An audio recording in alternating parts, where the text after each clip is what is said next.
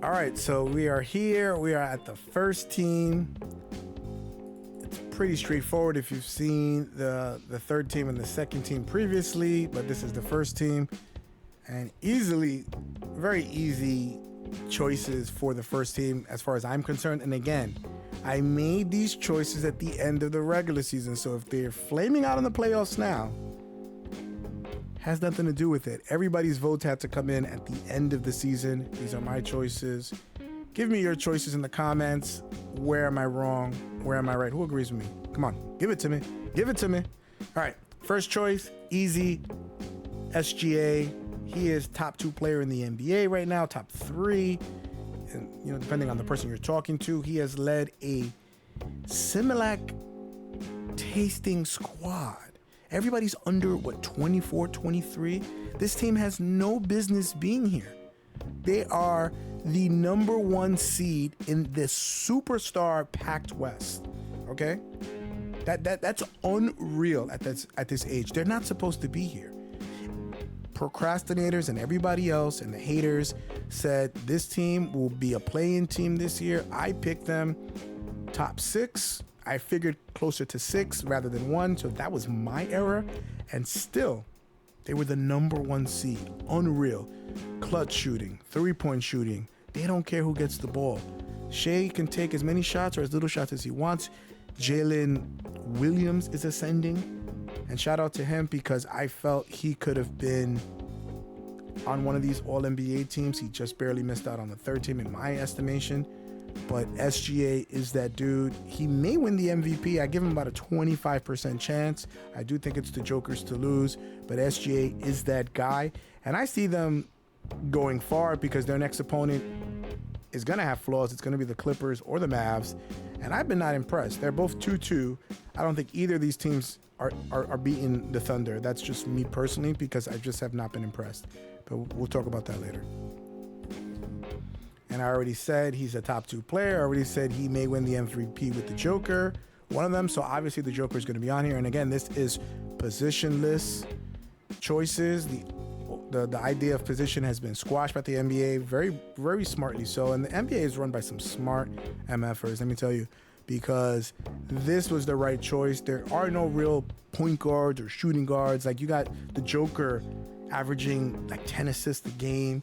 Like you got SGA who's supposed to be a point guard and he's averaging 34. He's not passing the ball. He's not a passer. But I have these two as the top 2 players on the first team.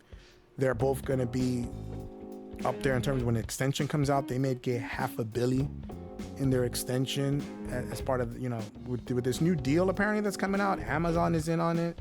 Disney, ABC is in on it. Disney, ESPN is the same thing, and I think Turner is the last option, or whoever is it. I can't remember who owns Turner, but that group, Warner Brothers Group, I think that's the name of it. So a lot of money is going to get pumped into the NBA. So these salary cap, it's just going to. The next player is going to sign a $500 million contract, and I think one of these 2 players is going to be it. But the Joker again, tied for the top record in the West, in the loaded West.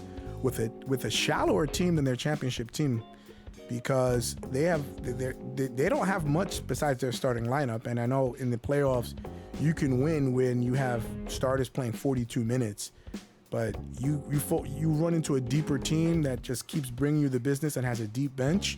They're going to be in a lot of trouble. So the fact that they have been dragged here to be tied with the Thunder and with the T-Wolves for the best record in the West is very impressive by the Joker again, and he almost had a triple-double this year. I mean, they're just great and brilliant. You take the Joker off on this team and you even switch it with Giannis, they're not that good. They're not going to be a top 4 or 5 team in the West without the Joker's passing ability, so very deserving. I think he's going to be here for the foreseeable future. I think SGA is going to be here for the foreseeable future, so I feel like these 2 spots are locked in. Third player on this team, pretty easy to tell who it's going to be. He's also been in the MVP conversation. And I feel like if you're not in the MVP conversation, you don't belong in here on the first team. And this is pretty obvious. This is Luka Doncic. He has done everything for this team. He led the NBA in scoring. I think he averaged 9.5 assists, 9.5 rebounds, and he's smaller than the Joker. He's putting up similar numbers, if not better. And you see his body type. He's same as Joker. He's not dunking over people.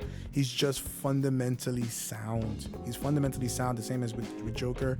They make all the right reads. Some of their passes are just insane. That they don't have to make these shots because they're so good offensively that they can just keep shooting it all the time, but they don't do that. They play the right way. They make the right pass. And this is what you need in the modern NBA. You need a passer. Now, Luka has apparently stepped up his defense in the playoffs. According to the last game, I think he was a little bit injured. And the Clippers were able to tie up that series 2-2. Paul George going crazy.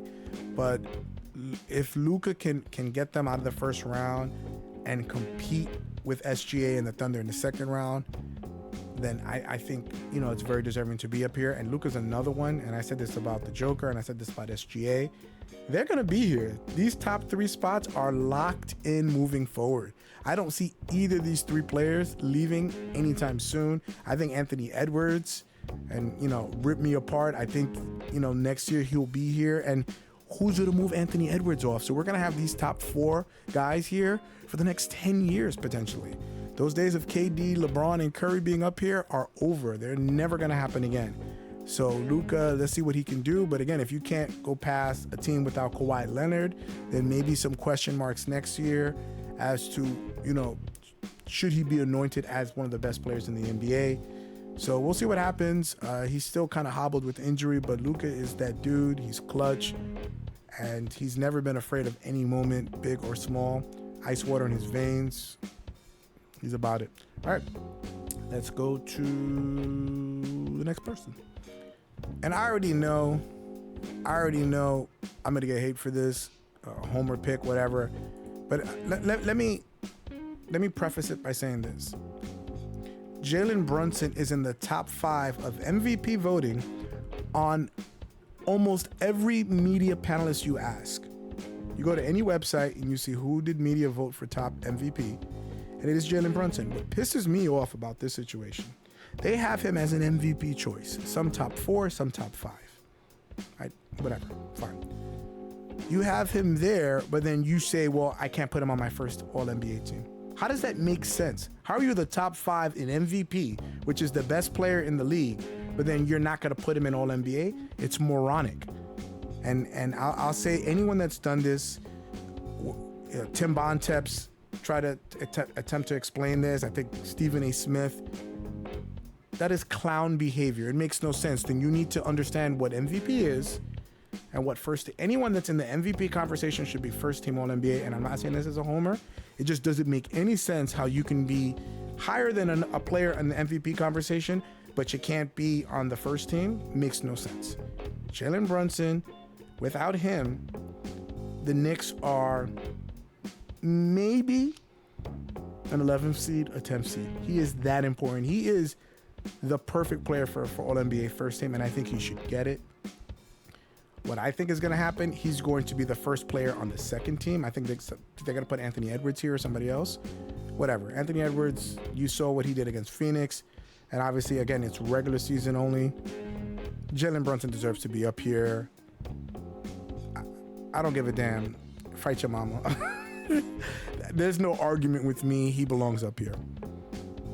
And obviously, the easy choice for the last position on the All-NBA first team is Jason Tatum. He has led the best team, and I feel like the best player on the best team with the best regular season record, I don't care what the stats say, the best player on the best team is an automatic granted on All-NBA first team. And I feel like people should have that, like there should be specific rules and guidelines when you vote. If you are the best player on the best team, regardless of stats, I don't give a damn. You belong on the first team All-NBA because you're doing something right. And Jason Tatum, his stats are not as great as they were previously, but there's less of a pie. He was a very selfish player when he joined the NBA. He was trying to get his feet wet. He was trying to establish his dominance or whatever. He went to LeBron camp. He is the nephew of Larry Hughes. And I'm sure they said, get your shots up. The more shots you get up and in, the more money you will get paid. Whatever it is, I don't know. Does he pass that great? he's getting better, but he's still not an elite passer. He's not an elite rebounder. He's not an elite defender, but he does everything else within the scheme of the team. He's averaging, 28, 29 points, which is not easy. His three-point shooting has improved. And again, he's on the best team. So he should be the top 5. So this is my choice for all NBA first team. I'm very confident that I made the right choice. Do I think this is going to happen? I think 4 out of these 5 are going to be there.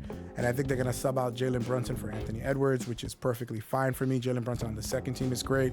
But Jalen Brunson, if you go and you compare what they've done for their respective team, let's have this rule. Let's remove every player from their respective team.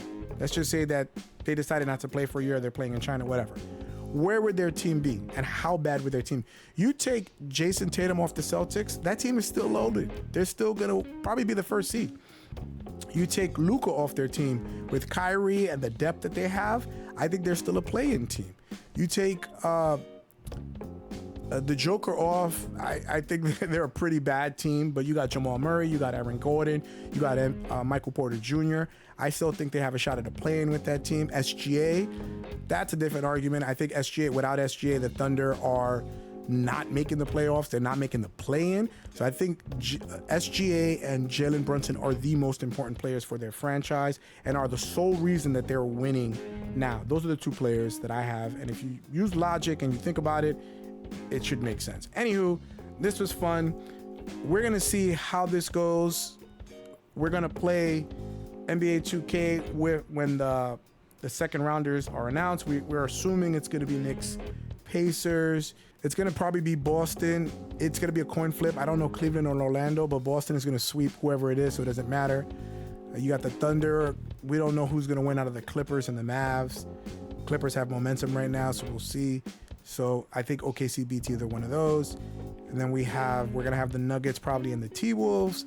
It's not confirmed. Comebacks have happened before, but if I have the T-Wolves and the the T-Wolves and the Nuggets, the T-Wolves can give them problems. The T-Wolves, and they have the same executive build both teams, so it's going to be tough. The T-Wolves can win against the Nuggets, but we're going to play each game on 2K, so check out the channel and see these games once they're played, but I hope you appreciate these picks, and we'll see who gets picked eventually when these votes are released. Anywho, I hope you guys had fun, and I will see you guys on the next video. Catch you.